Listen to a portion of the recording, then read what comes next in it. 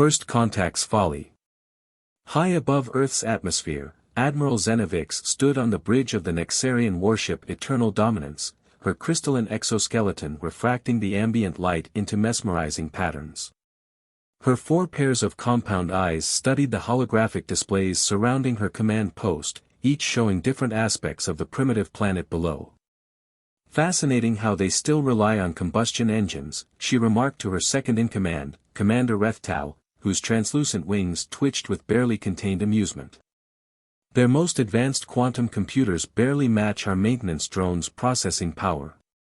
The Nexarians had spent decades studying Earth from afar, watching as humans fumbled their way through technological advancement.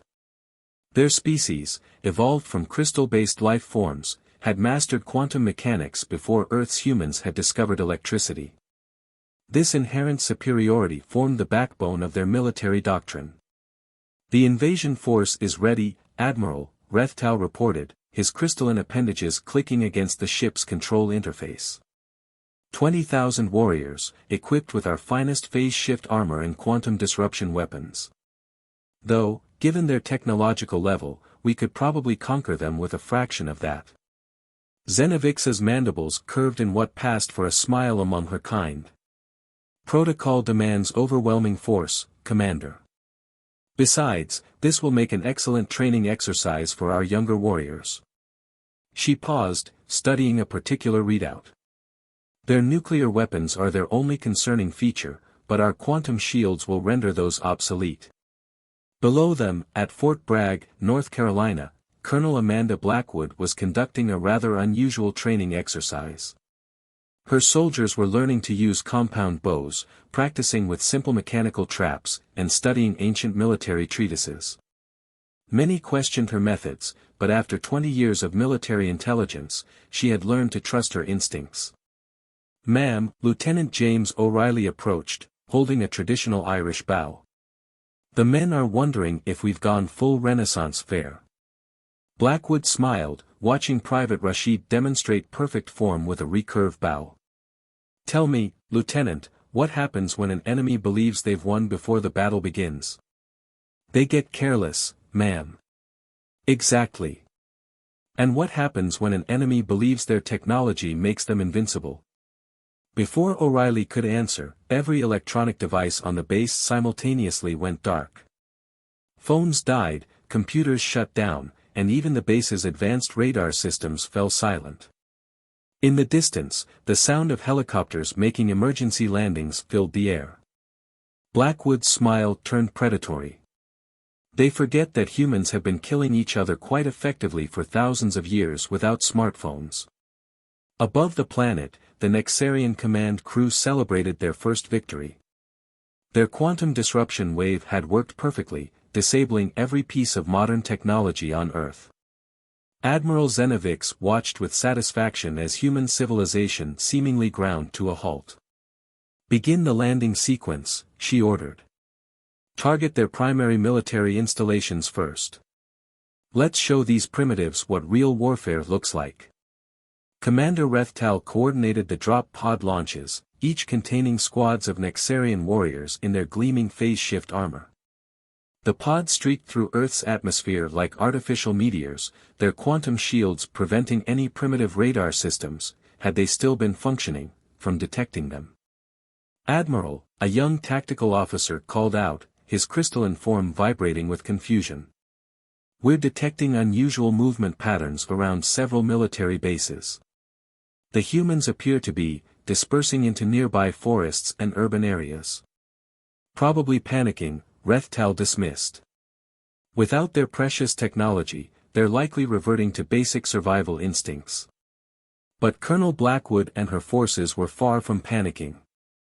As the alien pods descended, she addressed her troops, who had already assembled with their primitive weapons. "Ladies and gentlemen, we're about to teach some overconfident aliens a lesson in human ingenuity. They think they've crippled us by taking away our tech. What they've done is liberate us from our dependencies." She picked up a crossbow, checking its mechanism with practiced ease. "Remember your training. Use the environment. Stay mobile. Communication through runner networks and signal fires, just like our ancestors. They expect us to fight like it's 2024. We're going to fight like it's 1024, 1776, and 1944 all at once. The first Nexarian warriors emerged from their pods expecting to find chaos and surrender.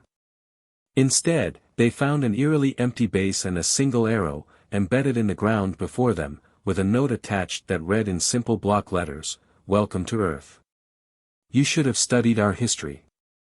As night fell, the first reports of human resistance began filtering back to the Eternal Dominance, and for the first time in centuries, a Nexarian admiral felt something she had never expected to experience during this invasion: doubt. When silence strikes. The first sign that something was terribly wrong came when squad leader Krigstor lost contact with his forward reconnaissance team. One moment they were reporting all clear, the next, absolute silence. His crystalline form vibrated with unease as he led his remaining warriors through the dense forests of what humans called the Appalachian Mountains. "Impossible," he muttered, his quantum sensors scanning the surroundings. "Their primitive weapons should be useless against our phase-shift armor." The forest seemed to whisper around them, the organic sounds alien to warriors who had spent their lives in crystalline cities and sterile warships. Private First Class Rita Nakamura watched through her grandfather's handcrafted bamboo scope as the alien patrol moved through her sector.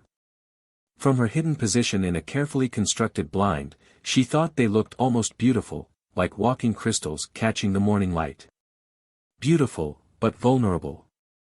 She pulled the string of her compound bow back slowly, the motion practiced 1,000 times over the past year of Colonel Blackwood's eccentric training programs. The arrow, tipped with a specially designed pressure point penetrator, waited patiently for its moment. "Contact lost with Squad 7, Krigstor's communication officer reported, his crystalline appendages clicking nervously. They were investigating a human structure designated cabin when their signals terminated. What the Nexarians didn't understand was that every hunting cabin in these mountains had been part of Colonel Blackwood's preparation. Each one was a death trap for forces that relied too heavily on advanced technology, filled with simple but lethal surprises that required no electronics to function. Back on the Eternal Dominance, Admiral Zenevix was receiving increasingly disturbing reports. 3 more squadrons have gone silent, Commander Rethtal reported, his usual confidence wavering. The humans, they're not fighting according to any known tactical doctrine. Explain, Zenevix demanded, her crystalline form rigid with tension. They're using methods that predate our earliest military records.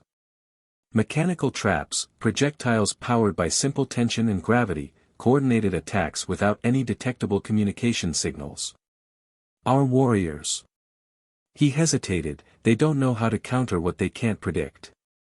In the forests below, Rita's arrow found its mark, a microscopic gap in the alien armor's crystal lattice structure that Colonel Blackwood's team had identified during months of studying downed Nexarian scout ships. The alien soldier shattered like breaking glass, sending its companions into a panic.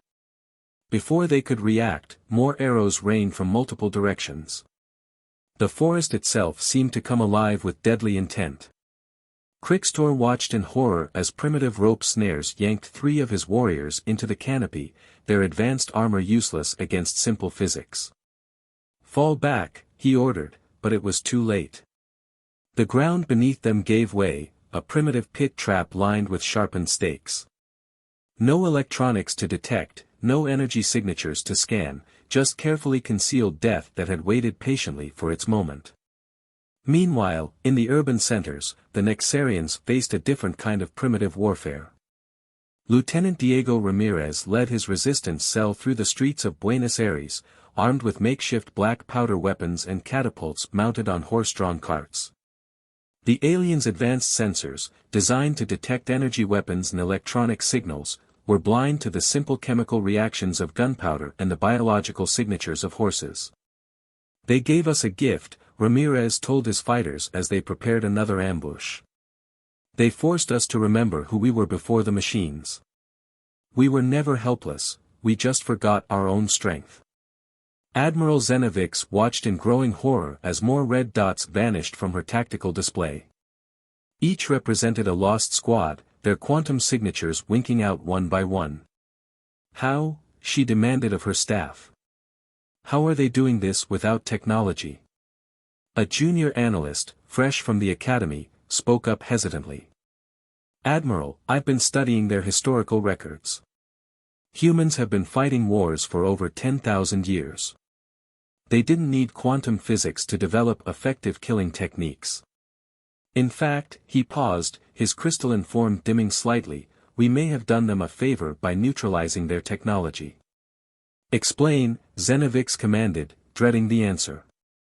Their modern weapons required complex electronic targeting systems, communications networks, and power sources, all things our quantum disruption wave could disable.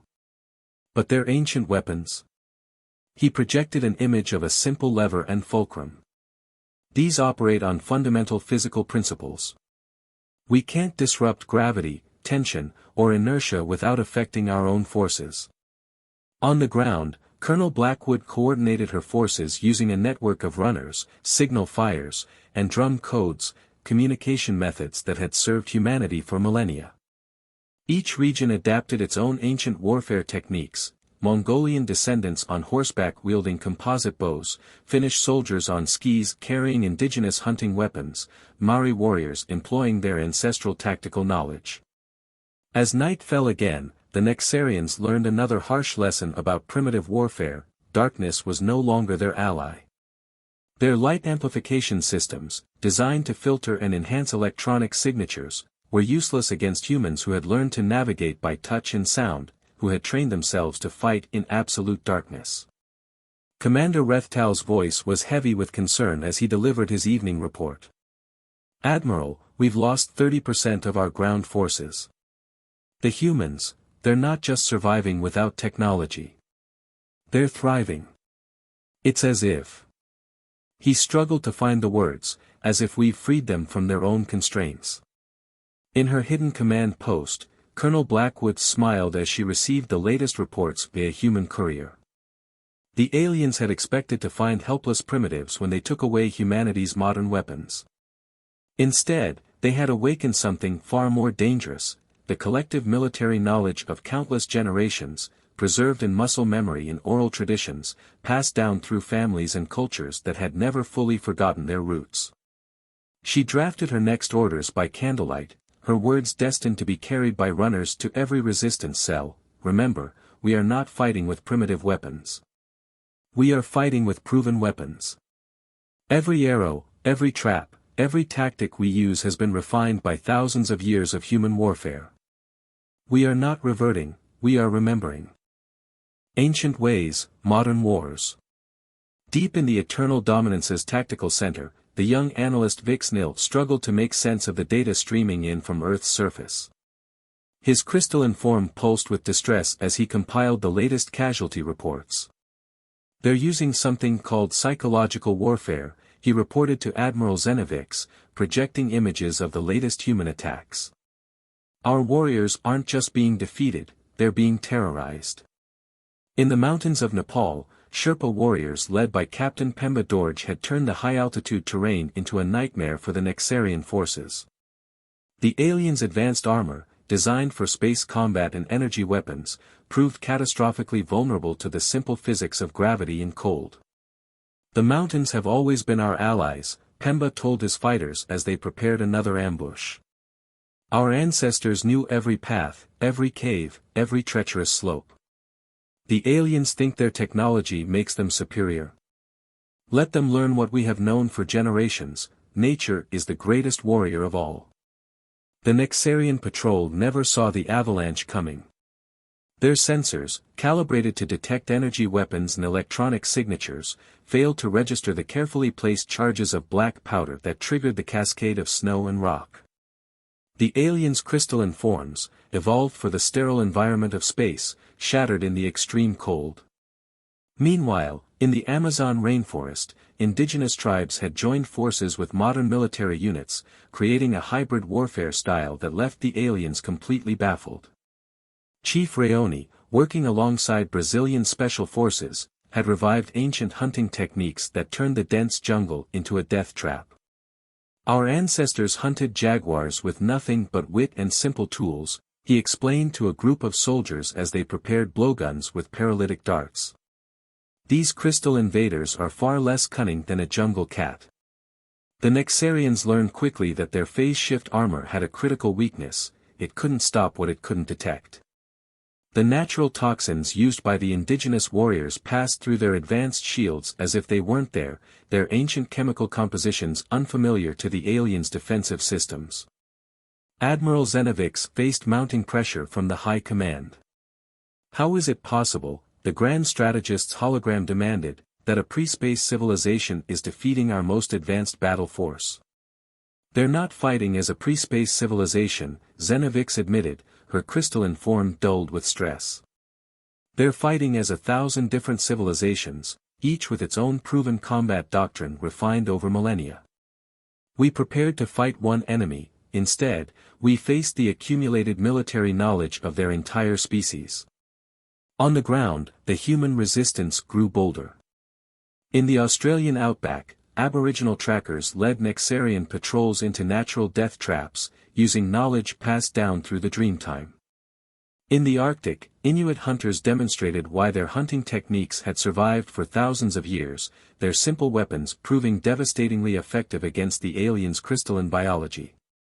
Colonel Blackwood received reports from around the world via her network of runners.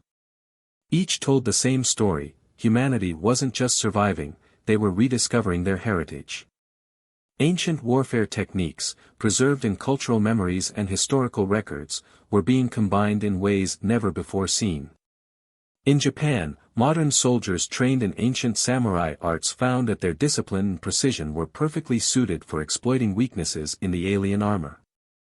Master swordsmith Tanaka Hideo had reactivated his family's forge, producing blades that could split alien crystal along its natural fault lines. Our ancestors, he explained as he quenched another blade, understood that true strength lies not in the complexity of your weapons, but in the perfection of their simplicity. The psychological impact on the Nexarian forces was devastating. Their warriors, trained to rely on advanced technology and AI-assisted combat systems, found themselves facing an enemy that seemed to materialize from the very environment. Human fighters appeared from underground tunnels, descended from trees, emerged from water, using techniques perfected by their ancestors for hunting and warfare. Commander Rethtal's daily reports became increasingly desperate. "They're everywhere and nowhere," he told Admiral Zenovix. "Our warriors are jumping at shadows. They've started to believe the humans can turn into animals, become invisible, command the elements themselves. These aren't rational fears, but fear doesn't need to be rational to be effective," Zenovix finished, watching another squad marker vanish from her tactical display. "They're not just defeating us physically, they're breaking our will to fight." In her hidden command center, Colonel Blackwood studied a map marked with traditional Native American symbols, showing the positions of both friendly forces and alien units. The various resistance groups had adopted these ancient marking systems, creating a communication network that the aliens couldn't detect or decipher. "They thought they were advanced because they could split atoms and bend space," she remarked to Lieutenant O'Reilly. "They never understood that true advancement isn't just about creating new ways to fight, it's about remembering what worked in the past." A runner arrived with news from the European front. The Swiss Alps had become a killing ground, with modern soldiers using medieval mountain warfare techniques to devastating effect. In the Scottish Highlands, descendants of ancient clans had revived their ancestors' guerrilla warfare tactics, turning the misty valleys into graveyards for alien crystal. As the sun set on another day of combat, Admiral Zenovix received a message that chilled her crystalline core. The High Command was considering something unprecedented, a tactical retreat. The most advanced civilization in known space was being forced to acknowledge that perhaps they had catastrophically underestimated what it meant to be human. In the darkness below, humanity continued its relentless adaptation, each culture contributing its ancient wisdom to a war that would be remembered not for its technology, but for its return to the roots of human combat prowess. The hunter becomes the hunted. Admiral Zenevix stood motionless before the tactical display, her crystalline form casting fractured shadows across the Eternal Dominance's command center. The holographic map of Earth had become a graveyard of lost squadron markers, each darkened point representing another defeat at the hands of what they dismissed as primitives. 70% of our ground forces are either destroyed or missing, Commander Rethtal reported, his voice modulator barely masking his distress. The survivors, they're refusing to leave their secure positions. They speak of humans who move like shadows, weapons that strike without energy signatures, and traps that appear from nowhere. In the valleys of Afghanistan, those fears were being realized. Master Horseman Kamal Wardak led a force of modern cavalry equipped with compound bows and traditional weapons. The thundering hooves of their horses, biological entities that confused alien sensors, carried them swiftly through mountain passes where their ancestors had fought invaders for centuries. Our great-grandfathers defeated empires in these valleys, Kamal told his riders as they prepared for another raid. They did it without tanks, without planes, without radios. The mountains remember the old ways, and so do we. The Nexarian patrol never stood a chance. Their advanced combat algorithms, designed to counter energy weapons and mechanized forces, had no reference for calculating the threat posed by mounted warriors appearing suddenly from multiple directions, loosing arrows that found the microscopic flaws in crystalline armor. Back on the command ship, the young analyst Vix Nil had made a disturbing discovery. "Admiral," he reported, his form dimming with concern, "I've been studying their historical archives. Each time we destroy one of their primitive weapons, they adapt and create something even more effective. They're not just using their history, they're learning from it in real time." This revelation was playing out across the globe. In the dense urban environments of Europe's oldest cities, resistance fighters had turned medieval siege techniques into modern combat tactics. The narrow streets of Prague and Paris became deadly channels where simple mechanical traps and ancient warfare techniques proved devastatingly effective against alien technology. Professor Valentina Popov, a military historian turned resistance leader, had transformed the Moscow subway system into a labyrinth of death using techniques borrowed from every invasion Russia had ever repelled. From the Mongols to Napoleon to Hitler, she explained to her fighters, every invader has taught us something. Now we use those lessons against an enemy from the stars.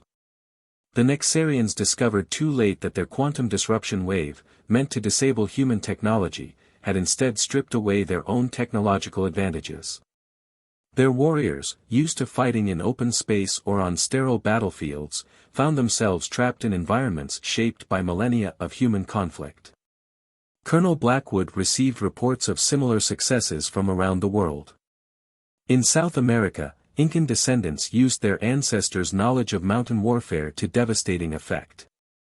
African tribes combined traditional hunting techniques with modern tactical knowledge, turning the savanna into a killing ground for alien crystals. "We didn't just preserve our history in books," she noted, studying the latest battlefield maps. "We preserved it in our bodies, in our cultural memory, in the stories we tell our children. Every human carries within them the combat knowledge of countless generations." The psychological impact on the Nexarian forces reached a breaking point when they lost contact with their most elite unit, the Crystal Guard. The pride of their military had been systematically destroyed by what appeared to be primitive traps and weapons, but had actually been carefully planned ambushes based on thousands of years of human combat experience. Commander Rethtal's voice shook as he delivered the report.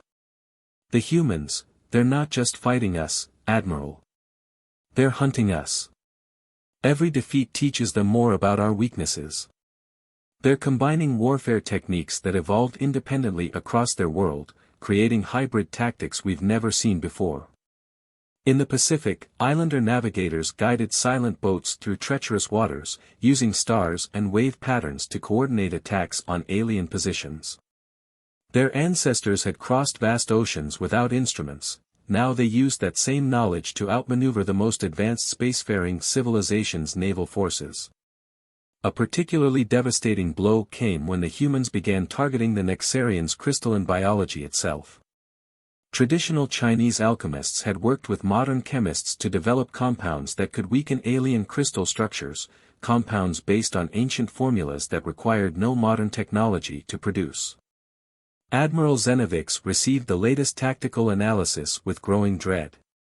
The humans weren't just resisting, they were systematically dismantling the Nexarian invasion force using techniques and technologies that predated electronic warfare by centuries. Their very primitiveness had become their greatest strength. "They're not adapting to our level of technology," she realized aloud. "They're dragging us down to fight on their terms, in ways we've long forgotten. Every weapon we neutralize, they replace with something older and deadlier. Every tactic we counter, they respond with something from deeper in their history." As night fell over the battlefields of Earth, the hunters had truly become the hunted.